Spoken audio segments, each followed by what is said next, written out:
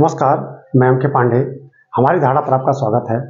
आज संसार में शायद ही कोई ऐसा व्यक्ति होगा जिसकी यह इच्छा न रहती हो कि हम अपने शरीर की इम्यूनिटी, शरीर की प्रतिरोधक क्षमता खूब मजबूत करके रखें। अब तो पढ़ाई का ज़माना है, सारे लोग इतना पढ़ लिख लिए हैं कि सबको हर चीज़ की जानकारी है। सोशल मीडिया है, नेट है, मोबाइल है, सब लोग सारी जानकारी जुटा ले रहे हैं और अब बड़ा अच्छा लगता है। सब लोग जो है हर दृष्टि से अपने को योग्य और सुरक्षित बनाने की कोशिश, सुरक्षित रखने की कोशिश करते हैं।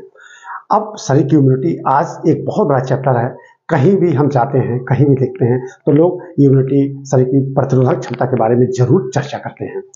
तो आज का यह वीडियो इसी प्रतिरोधकता या इम्यूनिटी से संबंधित है। हमारे शरीर की इम्यूनिटी कई स्तर पे आती है। अगर हम पर्याप्त पोषण स्तर लेते हैं, भोजन में सारे अवयव पर्याप्त लेते हैं, यानी संतुलित आहार करते हैं, तो हमारे शरीर की इम्यूनिटी ऑटोमेटिक है, बनी ही रहेगी। तो इसमें कोई दो राय नहीं है। लेकिन अगर पूर्णता नहीं है, हम अपूर्ण भोजन लेते हैं, पोषकता कम है, तो शरीर की इम्यूनिटी कम ही हुई है।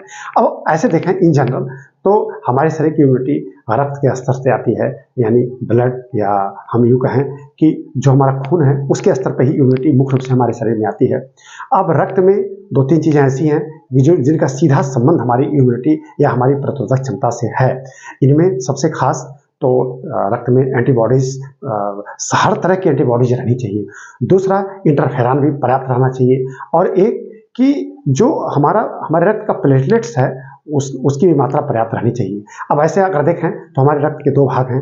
एक द्रवित भाग जिसको हम प्लाज्मा बोलते हैं, लगभग 55% इसका भाग होता है, हिस्सा होता है। दूसरा कणिकामय भाग, फॉर्म्ड एलिमेंट्स, जो लगभग 45% भाग होता है, जो इस प्लाज्मा में तैरता रहता है। यह कणिकामय भाग या फॉर्म्ड एलिमेंट्स यह तीन तरह के होते हैं। आरबीसी या लाल रुधिर कणिकाएं, डब्ल्यूबीसी श्वेत रुधिर कणिकाएं, और तीसरा प्लेटलेट्स या हम इनको थ्रोम्बोसाइट्स भी बोलते हैं। तो तीन तरह के कणिकामय भाग हैं या कणिकाएं हैं जो रक्त में पाई जाती हैं। तीनों के अलग अलग कार्य हैं। शरीर की इम्यूनिटी का संबंध वैसे डब्ल्यूबीसी से है, जिनसे ये एंटीबॉडी स्रावित होते हैं। इसी तरह से हमारा जो ये प्लेटलेट्स हैं, प्लेटलेट्स का भी संबंध इम्यूनिटी से है। अब शरीर में अगर प्लेटलेट्स की काउंटिंग, प्लेटलेट्स की मात्रा पर्याप्त है तो शरीर हमारा इम्यून रहेगा। अभी हाल के सारे रिसर्च यही बता रहे हैं। विगत 2-3 दशकों से कई ऐसी संक्रामक बीमारियां आई हैं जिनका सीधा संबंध प्लेटलेट्स से था। इनमें सबसे खास तो डेंगू है।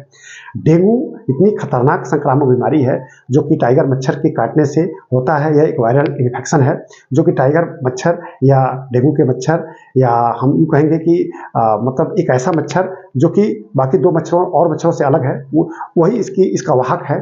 और डेंगू का वायरस जब हमारे शरीर पहुंचता है तो बहुत क्षति पहुंचाता है। इसका सीधा संबंध हमारे प्लेटलेट्स से है। प्लेटलेट्स की मात्रा पर्याप्त है तो हम उससे जल्दी उबर जाते हैं। ऐसा पाया गया है कि जिनको डेंगू का संक्रमण हुआ उनमें प्लेटलेट्स की मात्रा बहुत घट गई थी।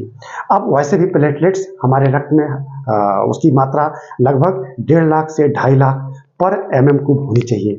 1.5 लाख से 2.5 लाख पर mm³ होनी चाहिए। बहुत सारे मरीजों में इसकी मात्रा 50,000 से भी कम पाई गई। तो कोशिश यही होती है कि प्लेटलेट्स की संख्या बढ़ा दी जाए। तरह तरह की मतलब डॉक्टर इसका इलाज बताते हैं, पपीता खाओ, ये खाओ, वो खाओ। अभी हाल ही में अमेरिका के नॉर्थ कैरोलिना विश्वविद्यालय के वैज्ञानिकों ने सिंथेटिक प्लेटलेट्स, कृत्रिम प्लेटलेट्स को विकसित किया है। बड़ी अच्छी, मतलब बड़ा अच्छा शोध है, अच्छी खुशखबरी भी है कि वैज्ञानिकों ने तो सब कुछ शोध किया है। उन्हीं की देन है कि आज इतना अच्छा समय चल रहा है। हम उसी वैज्ञानिक युग में हैं।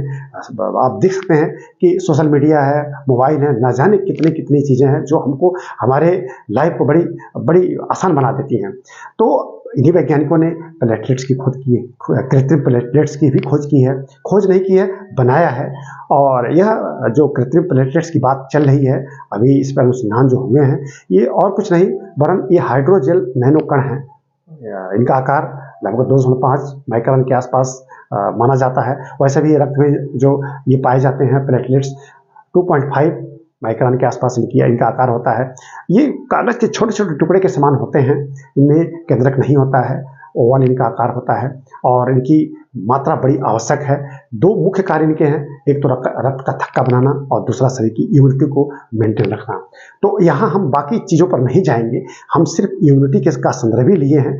तो अब वैज्ञानिकों ने, नॉर्थ कैरोलिना विश्वविद्यालय अमेरिका के वैज्ञानिकों ने कृत्रिम प्लेटलेट्स को विकसित किया है। जानवरों पर तो इसका प्रयोग सफल पाया गया है, आगे मानव पर इसका प्रयोग होने वाला है। अगर यह प्रयोग सफल होता है तो एक बहुत बड़ी उम्मीद है।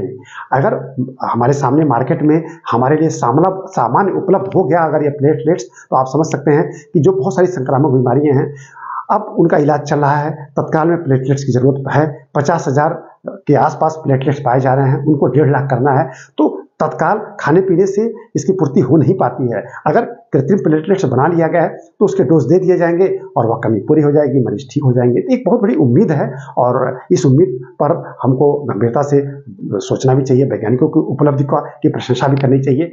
ऐसे प्लेटलेट्स जो कृत्रिम रूप से विकसित किए गए हैं, ये सामान्य या सर्वसुलभ हों, सबके लिए उपलब्ध हों और इनका उपयोग, इनका प्रयोग देखा जाए, तो एक अच्छी खुशखबरी है।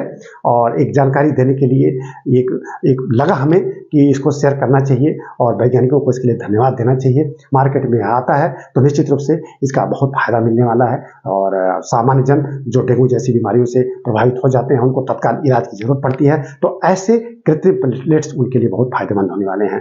तो हमने आपको एक संक्षिप्त जानकारी दी। हमें विश्वास है कि आपको यह जानकारी अच्छी लगी होगी। आप अगर अब तक हमारे चैनल को सब्सक्राइब नहीं किए हैं तो हमारे चैनल को जरूर सब्सक्राइब करना है तथा इस वीडियो को लाइक और शेयर जरूर करें। धन्यवाद।